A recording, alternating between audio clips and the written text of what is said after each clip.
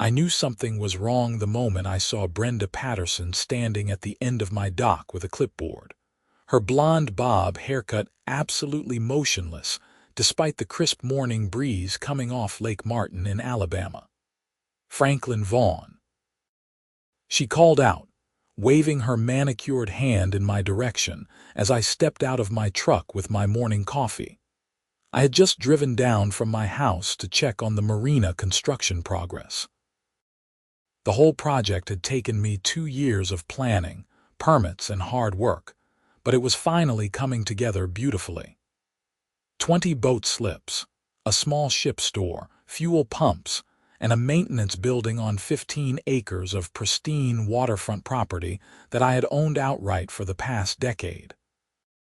"That's me," I said, walking toward her across the gravel parking area I had just finished having laid down the previous week.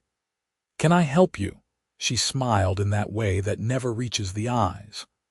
"I'm Brenda Patterson, president of the Cypress Shores Homeowners Association. I'm here to discuss some violations we've noticed with your construction project here." I stopped walking and just stared at her. "I'm sorry, what?" "This property isn't part of any HOA. I bought it years ago, long before any of those houses were even built up the road." Brenda's smile tightened. "Actually, when the Cypress Shores development was established 3 years ago, the boundaries were extended to include all properties within a half-mile radius of the community center. That includes your parcel here." "That's not how property law works," I said, trying to keep my voice level. "You can't just unilaterally decide my land is now part of your HOA." She flipped through papers on her clipboard. "According to our records, you were sent notice of the inclusion in 2023. Since you failed to object within the 60-day window, your property defaulted into the association."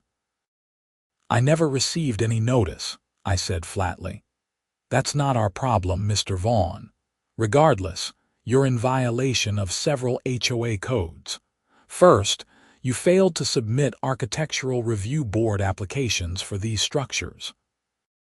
Second, commercial enterprises are not permitted on residential properties within our jurisdiction. And third, you've created unsightly gravel areas instead of proper landscaping." I felt my jaw clench. This is a marina. It's commercial property. It was zoned commercial by the county before I ever broke ground, and I don't need your permission to build on my own land. Brenda made a check mark on her clipboard. "Mr. Vaughn, I understand you're upset, but the rules are the rules. You have 30 days to either bring this property into compliance or pay the associated fines. We're assessing $10,000 for the unpermitted construction, $5,000 for the commercial use violation, and $2,000 for the landscaping issues. Additionally, you'll owe $17,000 in backdated HOA dues from 2023 to present, plus late fees." "You're insane if you think I'm paying that," I said. She handed me a packet of papers. "This is your official notice. If payment isn't received within 30 days, we'll place a lien on the property and begin foreclosure proceedings. Have a nice day, Mr. Vaughn." She walked back to her white Lexus SUV, leaving me standing there with a stack of papers and a burning anger in my chest. I spent the rest of that morning on the phone with my attorney, Gregory Morrison. He had handled the original purchase of the property and all the subsequent permits for the marina. "Franklin, this is absurd," Gregory said after I explained the situation. "They can't retroactively include your property in an HOA without your explicit consent. That's established case law." "So what do I do?" I asked. "First, don't pay them a dime. Second, I need you to pull all your original property documents, especially your deed. Third, I'm going to draft a cease and desist letter. They're trying to bully you into compliance, but they don't have a legal leg to stand on." I drove back to my main house, a modest 3-bedroom place about 5 miles from the marina property. I had built up a decent life here in East Alabama after retiring early from the oil industry. The Marina was supposed to be my passion project, a way to give back to the boating community and maybe make a little money on the side. I dug through my filing cabinet until I found the original deed from 2015. The property description was crystal clear: 15 acres on the southeastern shore of Lake Martin, with no encumbrances, no easements, and no mention of any HOA. The land had been part of an old estate that was subdivided and sold off. I scanned everything and emailed it to Gregory, then sat down to really read through the packet Brenda had given me. The Cypress Shores HOA had apparently been incorporated in January 2023 by a developer named Richard Henley. The community consisted of about 60 homes, all in the $300,000 to $500,000 range. The HOA documents listed all sorts of rules: no boats in driveways, no RVs, mandatory landscaping standards, and architectural review requirements for any exterior modifications. What caught my attention was a section titled Boundary Expansion Procedures. According to this document, the HOA board could vote to expand their jurisdiction to include adjacent properties if those properties were deemed to impact the community's property values or aesthetic character. They claimed they had sent certified letters to all affected property owners. I checked my records. I had never received any certified letter. I would have remembered that. Over the next week, I continued working on the Marina while Gregory worked on the legal response. My contractor, Miguel Torres, had his crew finishing up the dock installations. The boat slips were looking incredible, with brand new composite decking and top-of-the-line cleats and bumpers. "Hey Franklin, who was that lady who came by last week?" Miguel asked one afternoon as we watched his crew work on the electrical connections for the dock boxes. "HOA president from up the road," I said, "trying to claim she has authority over my property." Miguel shook his head. "Man, I hate HOAs. My cousin bought a house in one of those communities, and they fined him because his mailbox was the wrong shade of black. Can you believe that? Wrong shade of black." "Yeah, there's something else," I agreed. The following Monday, Brenda showed up again. This time she had 2 other people with her: a thin man in his 50s wearing too much cologne and a younger woman with a tablet. "Mr. Vaughn, this is Dennis Crawford, our HOA vice president, and Sharon Ellis, our compliance officer," Brenda announced. "Great, you brought reinforcements," I said, not bothering to hide my irritation. Dennis stepped forward. "Mr. Vaughn, we're here to conduct an official inspection of the property. We need to document all violations for our records." "You're not inspecting anything," I said. "This is private property and you're trespassing. I'm asking you to leave." Sharon held up her tablet. "We have the legal right to inspect any property within HOA boundaries to ensure compliance with community standards." "You don't have any rights on my property," I said firmly. "And if you don't leave right now, I'm calling the sheriff." Brenda's face flushed. "Mr. Vaughn, you're being extremely difficult. We're trying to work with you here." "No, you're trying to extort money from me for property you have no legal claim to. Now get off my land." Dennis pulled out his phone. "We're documenting your refusal to cooperate. This will be noted in your file." "Document whatever you want," I said, "but do it from the road." They left, but not before Brenda informed me that my fines were now accruing daily interest at 18% annually. Gregory called me that evening. Good news and bad news. Good news is I've drafted a comprehensive response destroying their legal position. Bad news is they've already filed a lien against your property with the county. "They what?" I felt my blood pressure spike.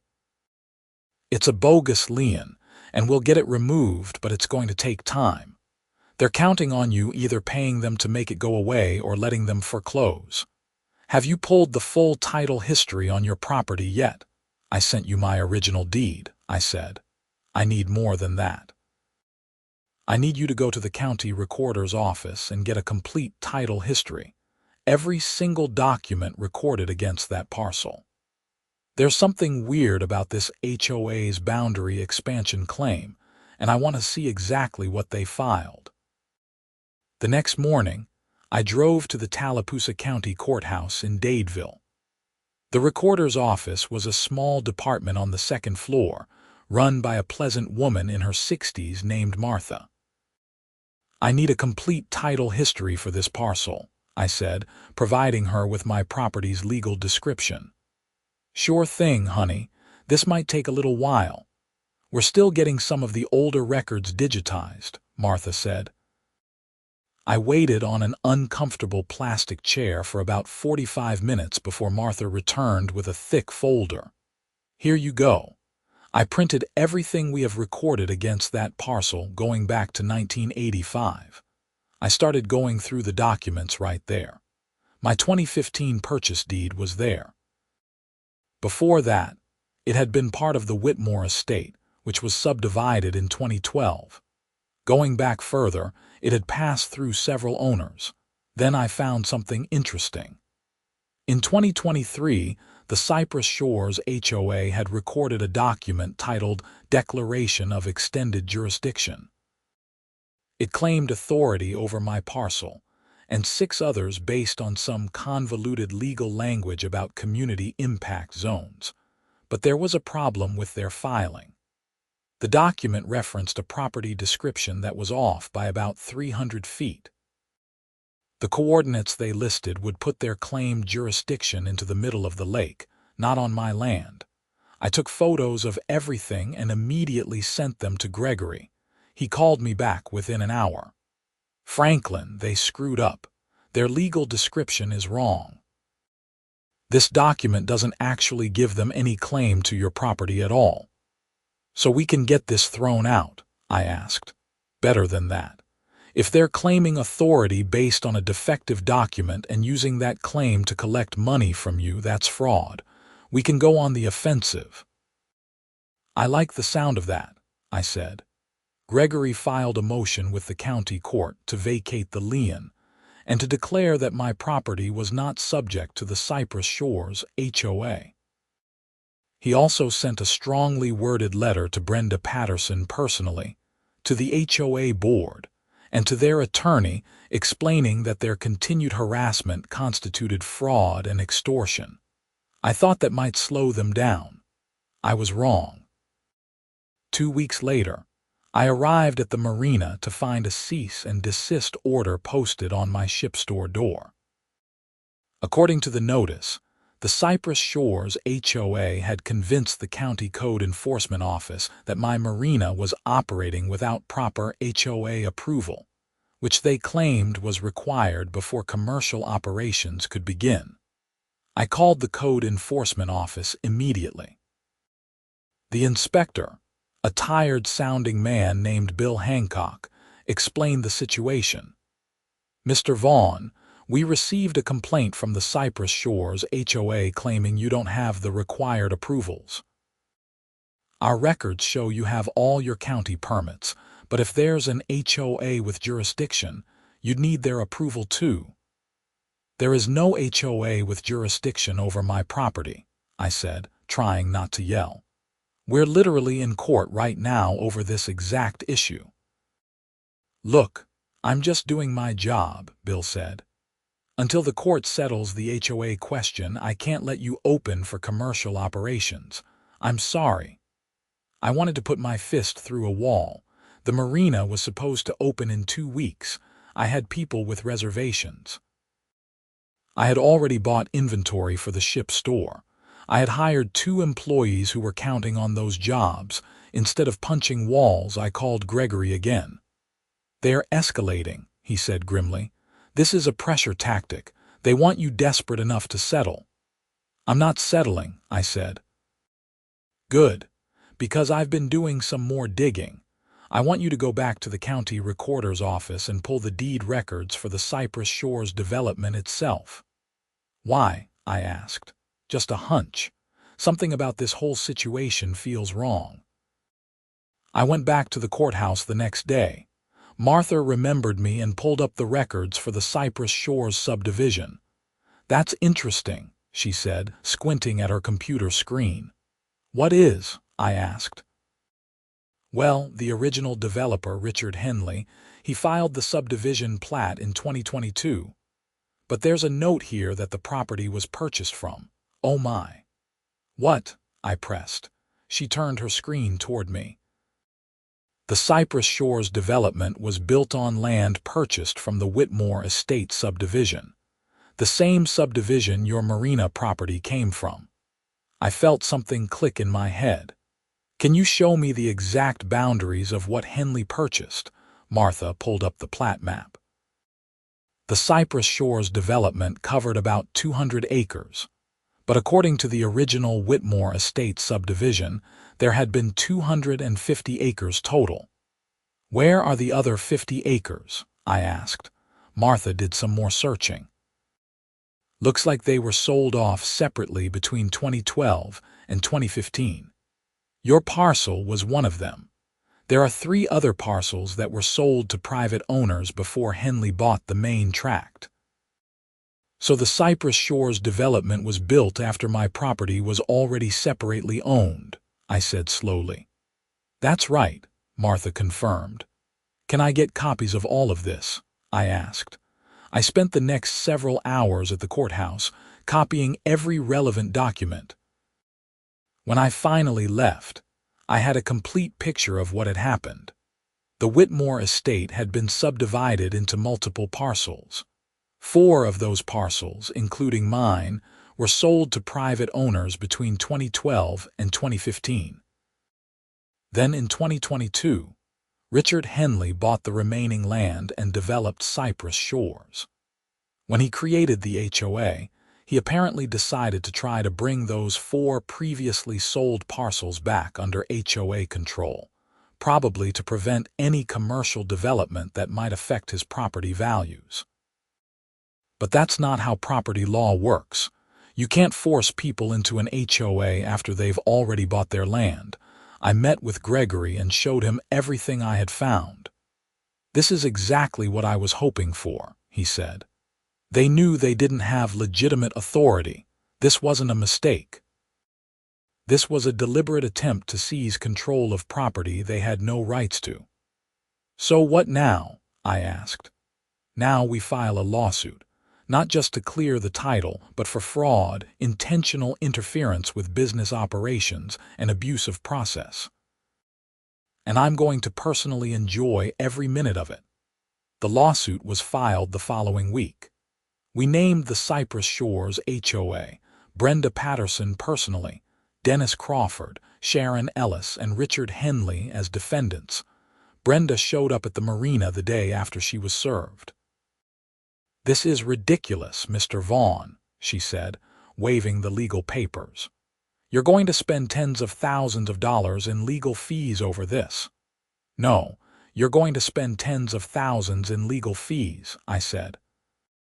"Because you decided to fraudulently claim authority over my property and interfere with my business." "We were acting in good faith," she protested. "Brenda, I've seen the records. You knew this property was sold before your development even existed. You knew you had no legitimate claim. You tried to bully me into paying you money I didn't owe, and when that didn't work, you sabotaged my business. That's not good faith. That's fraud." Her face went pale. "I was just following the board's directives." "Then maybe you should have asked if those directives were legal," I said. She left without another word. The legal process moved slowly as legal processes do. But Gregory was thorough. He deposed Brenda, Dennis, Sharon, and Richard Henley. He subpoenaed the HOA's records, including emails and board meeting minutes. What he found was damning. In an email from March 2023, Richard Henley had explicitly told the HOA board that the expanded jurisdiction claim was legally questionable, but that most property owners won't bother to fight it. And the ones who do will take years to win, by which time we'll have collected enough in dues and fines to make it worthwhile. In other words, they knew it was fraud from the beginning. They were counting on people being too intimidated or too broke to challenge them. They picked the wrong person to mess with. The county court hearing on the lien was scheduled for August. By that point, my Marina had been sitting idle for 3 months. I had lost thousands in revenue and had to lay off the 2 employees I had hired. But I showed up to that hearing with a thick binder of evidence and a very prepared attorney. Brenda showed up with the HOA's lawyer, a slick-looking guy named Timothy Walsh who clearly hadn't done his homework. Judge Margaret DeSoto presided. She was a no-nonsense woman in her early 60s with a reputation for not tolerating anyone wasting her time.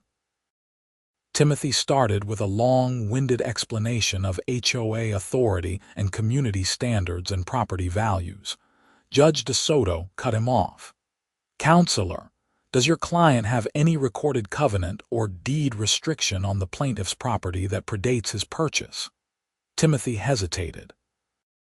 "Your Honor, the HOA's jurisdiction was established through the Declaration of Extended Jurisdiction filed in 2023. I didn't ask about that declaration. I asked if there were any restrictions on Mr. Vaughn's property when he purchased it in 2015. No, Your Honor, but the extended jurisdiction provision allows for nothing, Judge DeSoto said sharply. You cannot unilaterally impose HOA restrictions on property that was already privately owned without those restrictions. That's basic property law. Mr. Morrison, I assume you have case precedent supporting your position." Gregory stood up. "Yes, Your Honor.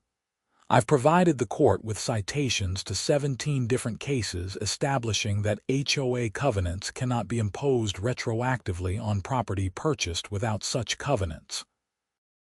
Judge DeSoto reviewed the documents in front of her. "Mr. Walsh, does your client have any response to this?" Timothy looked flustered. "Your Honor, the property's proximity to the Cypress Shores community means that its use impacts the community's property values. The HOA has a legitimate interest in regulating such uses." "That may be true, but interest does not equal authority," Judge DeSoto said. "The lien filed by the Cypress Shores HOA is hereby vacated. Additionally, I'm ordering the HOA to pay Mr. Vaughn's attorney fees related to this lien removal. The amount will be determined by separate motion. Are we clear?" "Yes, Your Honor," Timothy said quietly, "but we weren't done. The civil lawsuit for fraud and interference was still pending. That case was assigned to federal court because the damages exceeded $75,000. While waiting for that trial date, I finally got the county code enforcement cease and desist lifted. With the court ruling that the HOA had no jurisdiction, Bill Hancock had no reason to keep my marina closed. I reopened in September, 5 months behind schedule. Despite the delay, I still had strong interest from the boating community. Lake Martin is a popular spot, and a well-run marina was in demand. Within a month, I had 15 of my 20 slips leased long-term, and the rest were generating solid revenue from transient boaters. The ship store was doing well, selling everything from fishing tackle to sunscreen to emergency boat parts, but I hadn't forgotten what the HOA had cost me. 5 months of lost revenue, 2 employees who had to find other jobs, legal fees, and the stress of fighting this battle. I wanted justice. The federal trial was scheduled for November. Gregory had built an airtight case. We had the emails proving they knew their jurisdiction claim was bogus. We had evidence of the financial harm they had caused. We had testimony from the code enforcement inspector about how the HOA had pressured the county to shut me down. We also had something else. During discovery, Gregory had found records of the HOA doing this to two other property owners. One had paid them $15,000 just to make the problem go away. The other had abandoned a planned construction project entirely. This is a pattern of racketeering, Gregory told me during trial prep. They're running a scam, pure and simple. The trial lasted 4 days. Brenda Patterson testified that she had relied on Richard Henley's assurances that the jurisdiction expansion was legal. Richard Henley testified that he had relied on Timothy Walsh's legal advice. Timothy Walsh claimed he had simply filed the documents his client requested. Everyone was pointing fingers at everyone else. Gregory methodically destroyed their defenses. He showed the jury the emails where Henley admitted the legal vulnerability. He demonstrated how they had selectively enforced their fake jurisdiction only against properties where they thought they could extract money or prevent commercial development. He brought in expert witnesses to testify about the proper procedures for establishing HOA authority. By the third day, I could see the jury wasn't buying the HOA's story. On the fourth day, the jury deliberated for about 3 hours before returning a verdict. They found in my favor on all counts: fraud, intentional interference with business relations, and abuse of process. The damages were substantial: $150,000 in compensatory damages for my lost revenue and expenses. Another $200,000 in punitive damages, meant to punish the defendants for their willful misconduct. Judge DeSoto also issued an injunction permanently barring the Cypress Shores HOA from claiming any jurisdiction over my property or the 3 other parcels that had been sold before the development was built. But there was one more twist to come. After the trial, Gregory pulled me aside. "Franklin, there's something you need to know. Something I discovered during the title research that I haven't told you yet." "What is it?" I asked. "Your property, the Marina property, it's not just a separate parcel.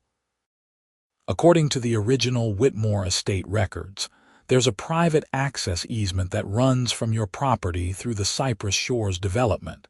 It was supposed to provide lake access to the other separated parcels." "Okay, so," I said. "So that easement was never properly terminated." When Henley developed Cypress Shores, he built houses right over where that easement runs. Technically, you have a legal right to enforce that easement, which would give you and the other private parcel owners access through the development.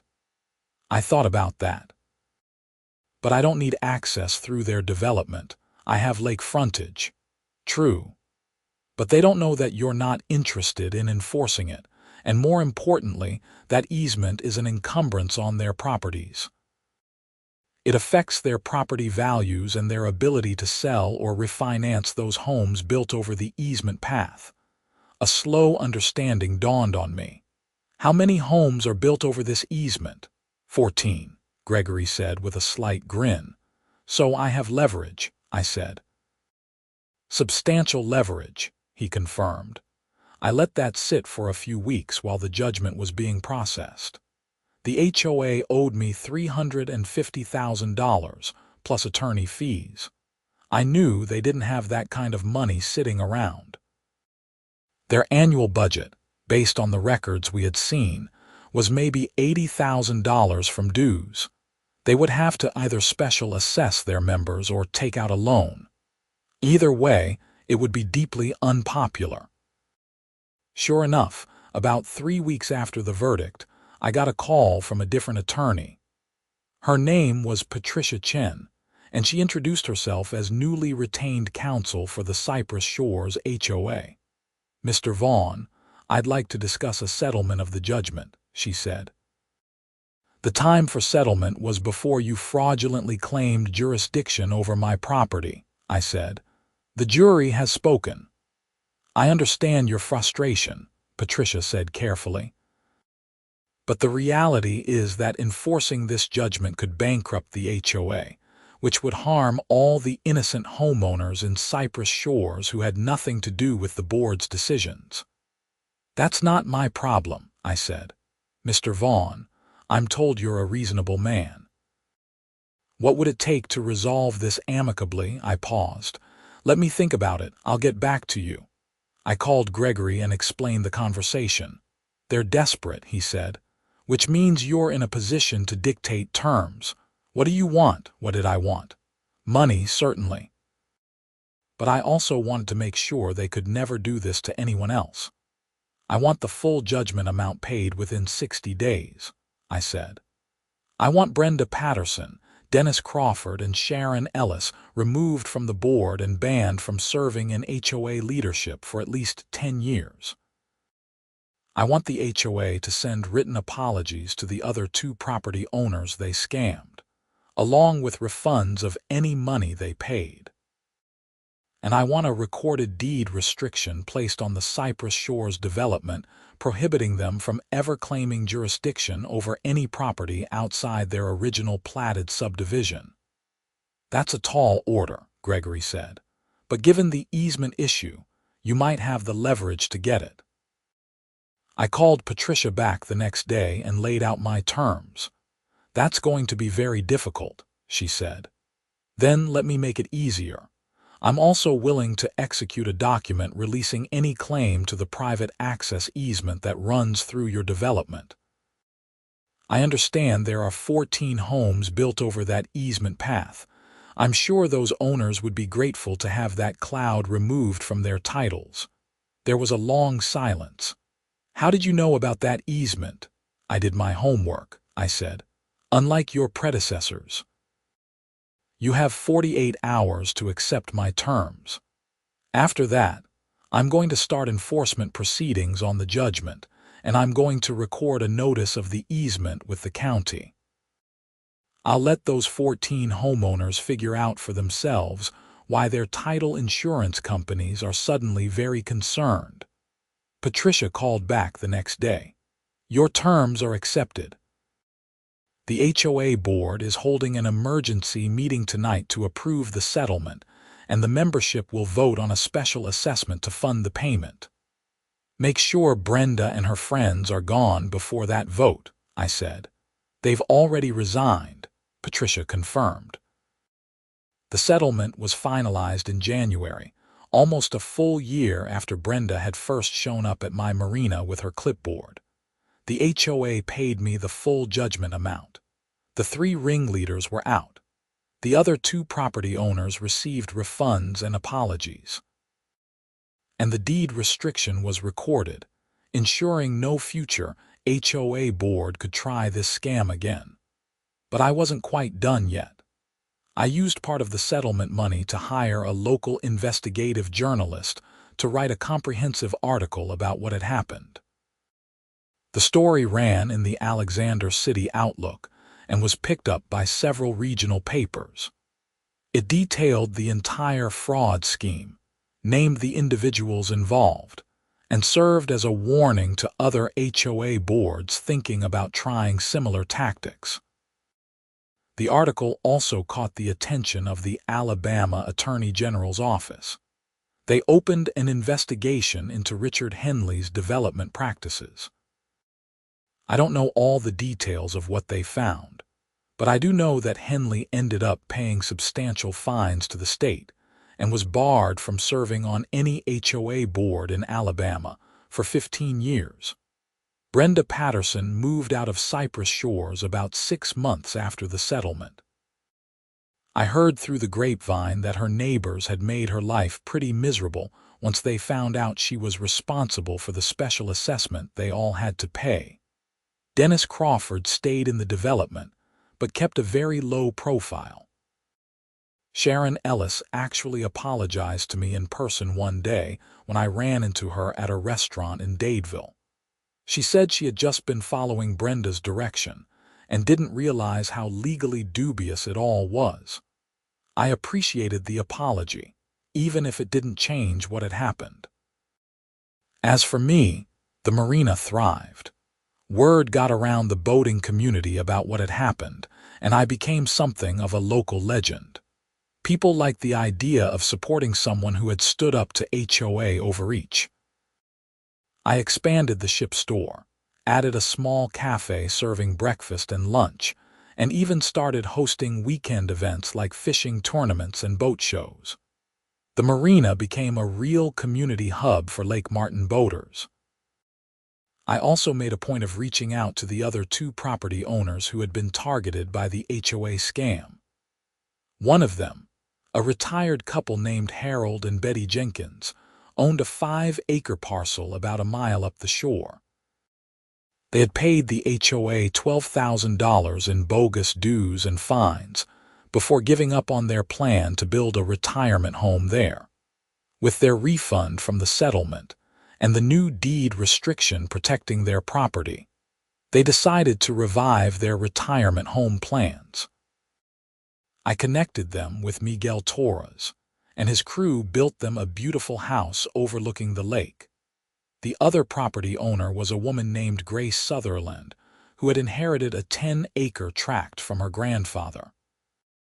The HOA had hit her with $20,000 in fines for having what they called an unlicensed junkyard on the property. In reality, she had 3 old cars that her grandfather had been restoring before he died. Grace had been so intimidated by the HOA's legal threats that she had actually started foreclosure proceedings on herself, planning to just walk away from the property rather than deal with the harassment. After the settlement and refund, Grace was able to stop the foreclosure. She cleaned up the property, sold 2 of the cars to collectors, and finished restoring the third one, a beautiful 1967 Ford Mustang in her grandfather's memory.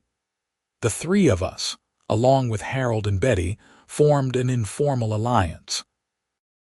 We made sure to stay informed about what the Cypress Shores HOA was doing, not because we were under their authority, but because we wanted to ensure they never tried anything like this again. The new HOA board, elected after Brenda and her allies were removed, turned out to be much more reasonable. They focused on what HOAs are supposed to focus on: maintaining common areas, organizing community events, and handling legitimate issues within their actual jurisdiction. I even developed a decent working relationship with the new president, a retired engineer named Marcus Fulton. He apologized profusely for what the previous board had done and assured me it wouldn't happen again. "We just want to be good neighbors," Marcus told me during one of our conversations. "That's all I ever wanted to," I said. Looking back on the whole ordeal, I learned several important lessons. First, never assume that someone claiming authority actually has that authority. Always verify. Second, documentation is everything. If I hadn't kept meticulous records and done thorough title research, the outcome might have been very different. Third, bullies usually back down when you stand up to them, especially when you have the law on your side. But perhaps the most important lesson was about the nature of HOAs themselves. In theory, they exist to maintain property values and create harmonious communities. In practice, they can become vehicles for petty tyrants to impose their will on their neighbors. The problem isn't the concept of shared community standards. The problem is when those with a little bit of power decide that their authority extends beyond its legitimate boundaries. Brenda Patterson and her board thought they could simply declare jurisdiction over property that wasn't theirs. They thought they could bully and intimidate people into submission. They were wrong. I made sure to tell my story to anyone who would listen, not out of ego, but because I wanted other property owners to know they had rights. I spoke at a county commission meeting about HOA overreach. I was interviewed for a podcast about property rights. I even helped a couple of other people in different parts of Alabama who were facing similar issues with their HOAs. The Marina continued to grow. By the second year of full operation, I was profitable. By the third year, I was exceeding my original business plan projections. I hired back staff, including one of the employees I had originally hired and then had to lay off during the HOA mess. She was grateful for the second chance, and she became my best employee, eventually managing the ship store and cafe. I also made some physical changes to the marina that had symbolic significance. At the entrance to the property, I installed a large sign that read, Vaughn's Marina, private property, established 2015. Below that, in slightly smaller letters, not part of any HOA. It made me smile every time I saw it. The Cypress Shores development, meanwhile, had to deal with the consequences of their former board's actions. The special assessment to pay my judgment was substantial, about $5,000 per household. That created a lot of resentment and division within the community. Several homeowners tried to sue the former board members personally to recover their share of the assessment. I don't know how those cases turned out, but I heard that Brenda's homeowner's insurance policy ended up covering some of her liability. The development's reputation also took a hit.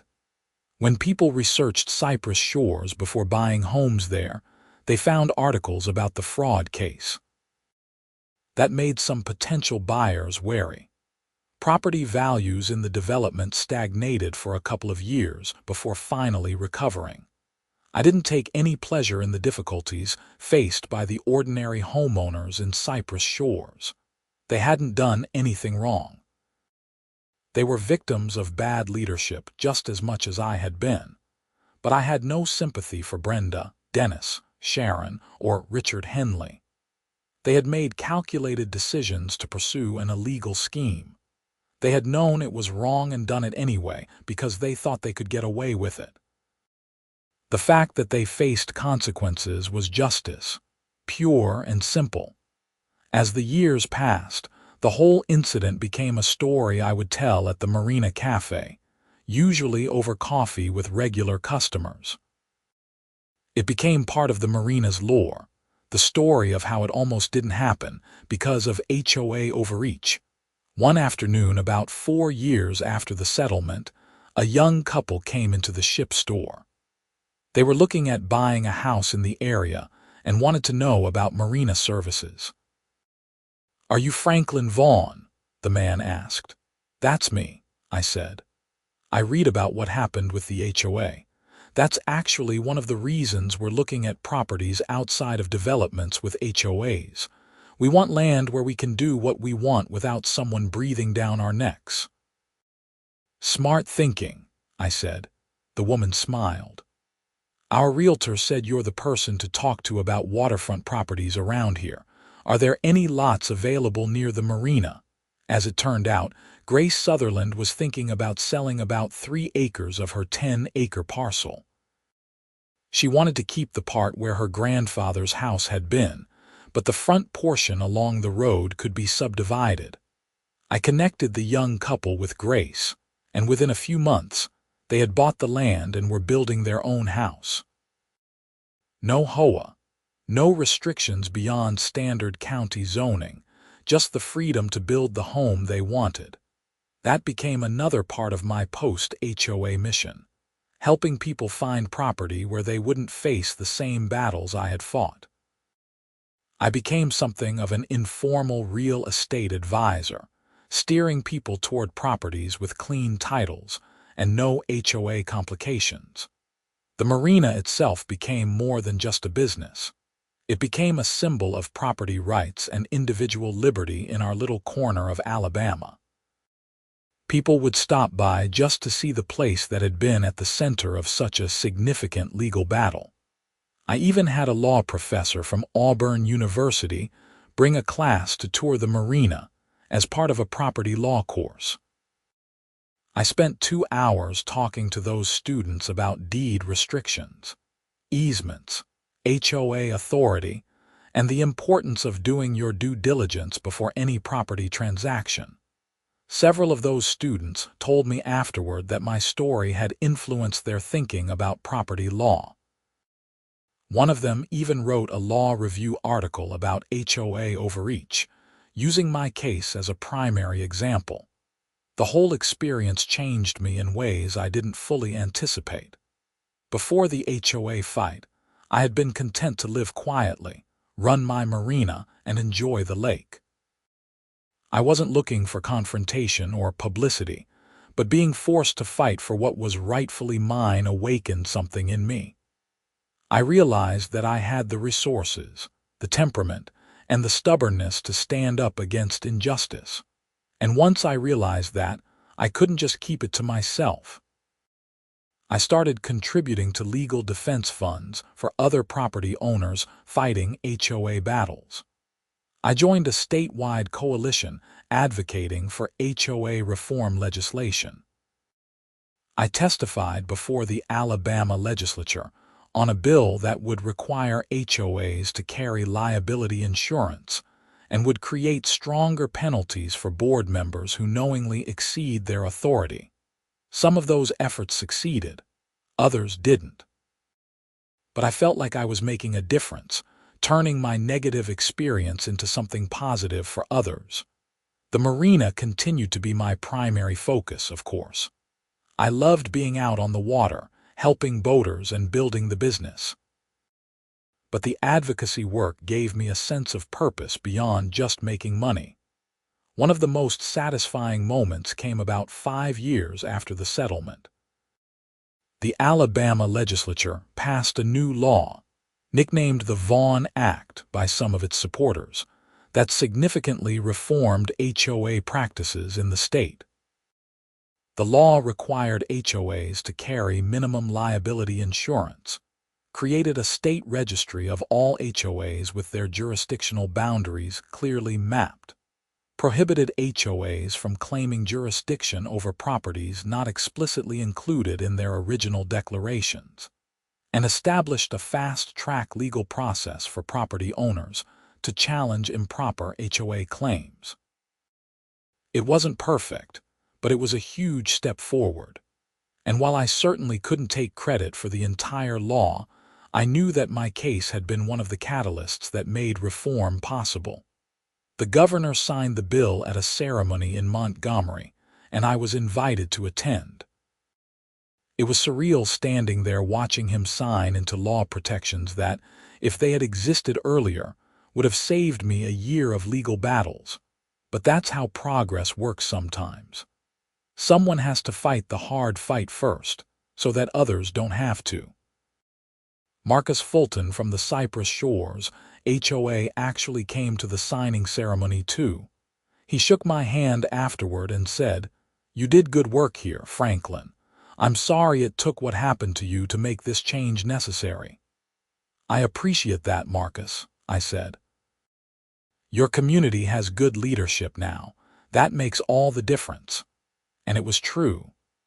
Under Marcus and the subsequent boards that followed Brenda's removal, Cypress Shores had become a genuinely nice place to live. They focused on legitimate community improvements, maintained the common areas beautifully, and stayed far away from trying to control property that wasn't theirs. The two communities, Cypress Shores and my marina, even started cooperating on some things. We co-hosted a 4th of July fireworks show over the lake. The HOA used my marina as a designated swimming area for their residents. I offered discounted slip rentals to Cypress Shores homeowners. It turned out that when everyone stayed in their lane and acted reasonably, being neighbors wasn't so hard. My attorney, Gregory Morrison, became a good friend through all of this. He told me once that my case was one of the most satisfying of his career. "Most of the time, the little guy gets crushed," he said over drinks one evening at the Marina Cafe. "They don't have the resources to fight, or they give up when things get hard. But you hung in there and we got justice. That doesn't happen as often as it should." "I was fortunate to have you in my corner," I said. "No. I was fortunate to have a client who was actually in the right and had the documentation to prove it. That made my job easy." Looking back now, Almost 6 years after Brenda Patterson first showed up with her clipboard, I can see how the whole experience shaped the rest of my life. The Marina became more successful than I ever imagined. The cafe expanded. I added kayak and paddleboard rentals. I started offering sailing lessons. The business grew not just because of the services I offered, but because of the story behind it. People wanted to support someone who had fought for their rights and won. I also became much more involved in my community. I served on the County Planning Commission for several years.